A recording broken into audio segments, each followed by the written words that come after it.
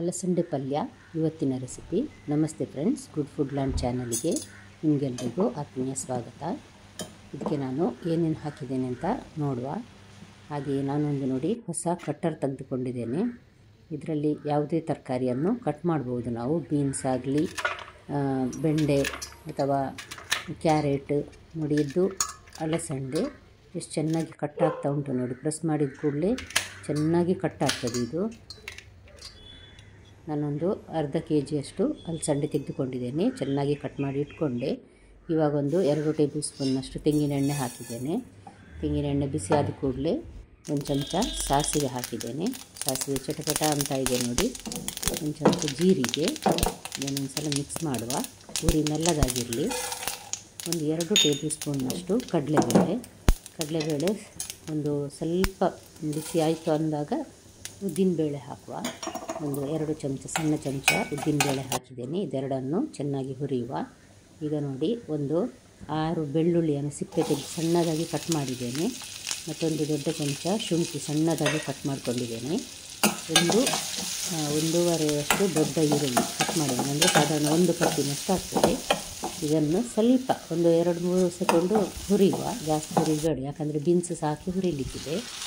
ಕರಿಬೇವು ಹಾಕಿದ್ದೇನೆ ಮತ್ತು ಕಾಯಿ ಮೆಣಸು ಮತ್ತು ಒಂದು ದೊಡ್ಡ ಟೊಮೆಟೊ. ಇದೆಲ್ಲವನ್ನು ಹಾಕಿ ಒಟ್ಟಿಗೆ ಹುರಿಯುವ. ನಮಗೆ ಸ್ವಲ್ಪ ಹೊತ್ತು ಹುರಿದ್ರೆ ಸಾಕು. ಈಗ ನೋಡಿ, ಟೊಮೆಟೊ ಸ್ವಲ್ಪ ಮೆತ್ತಗಾಗಲಿ ಅಂತ ಉಪ್ಪು ಹಾಕಿದ್ದೇನೆ. ಹಾಗೆಯೇ ಸ್ವಲ್ಪ ಅರಸಿನ ಹುಡಿ. ಇದನ್ನು ಹುರಿದು ಆಯ್ತು. ಈಗ ತುಂಬ ಬಾಡಲಿಲ್ಲ ಅದು. ಈಗ ನೋಡಿ, ಅಲಸಂದೆಯನ್ನು ಕಟ್ ಮಾಡಿಟ್ಟು ಅದನ್ನು ಹಾಕ್ತಾ ಇದ್ದೇನೆ ನಾನು. ಇದನ್ನೆಲ್ಲ ಹಾಕಿ ನಾವು ಇದೊಂದು ಮೆಲ್ಲ ಉರಿಯಲ್ಲಿ ಇದನ್ನೊಂದು ಸ್ವಲ್ಪ ಹೊತ್ತು ಹುರಿಲಿಕ್ಕಿದೆ.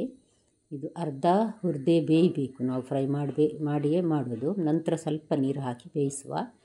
ಈಗ ಇದು ಲೋ ಟು ಮೀಡಿಯಮ್ ಹೀಟಲ್ಲಿ ನಾನು ಇದನ್ನು ಒಂದು 5-7 ನಿಮಿಷ ಹುರಿತಾ ಇದ್ದೇನೆ. ಈಗ ಸ್ವಲ್ಪ ಬಾಡಿಗೆ ಇದು. ಈಗ ನಾನೊಂದು ಅರ್ಧ ಲೋಟದಷ್ಟು ನೀರನ್ನು ಹಾಕ್ತೇನೆ. ಇದಕ್ಕೆ ಹಾಕಿ ಮುಚ್ಚಳ ಮುಚ್ಚಿ ನಾವು ಇದನ್ನು ಬೇಯುವ. ಇನ್ನು ಇದು ಬೇಗ ಬೇಯ್ತದೆ, ಯಾಕಂದರೆ ಸ್ವಲ್ಪ ಹುರಿದಿದ್ದೇವೆ ನೋಡಿ.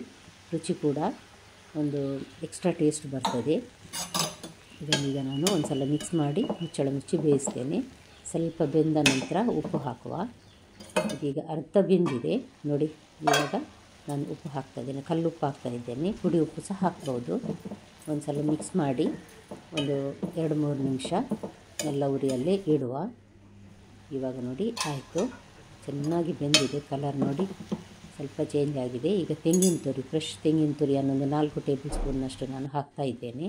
ತೆಂಗಿನ ತುರಿ ಹಾಕಿದರೆ ತುಂಬ ರುಚಿಯಾಗಿ ಬರ್ತದೆ. ತೆಂಗಿನ ತುರಿ ಹಾಕಿದ ನಂತರ ಒಂದು 2 ನಿಮಿಷ ಮಧ್ಯಮ ಉರಿಯಲ್ಲಿ ಬೇಯಿಸಿ ಆಫ್ ಮಾಡಿ ಬಿಡುವ. ಇವತ್ತಿನ ರೆಸಿಪಿ ರೆಡಿ ಆಯಿತು. ಹಾಗಾದರೆ ನಿಮಗೆ ಇವತ್ತು ಇಷ್ಟ ಆಯಿತು ಅಂತ ತಿಳ್ಕೊಳ್ತೇನೆ ಫ್ರೆಂಡ್ಸ್. ದಯವಿಟ್ಟು ಸಬ್ಸ್ಕ್ರೈಬ್ ಮಾಡಿ ಹಾಗೂ ಲೈಕ್ ಶೇರ್ ಮಾಡೋದನ್ನು ಮರಿಬೇಡಿ. ಧನ್ಯವಾದ.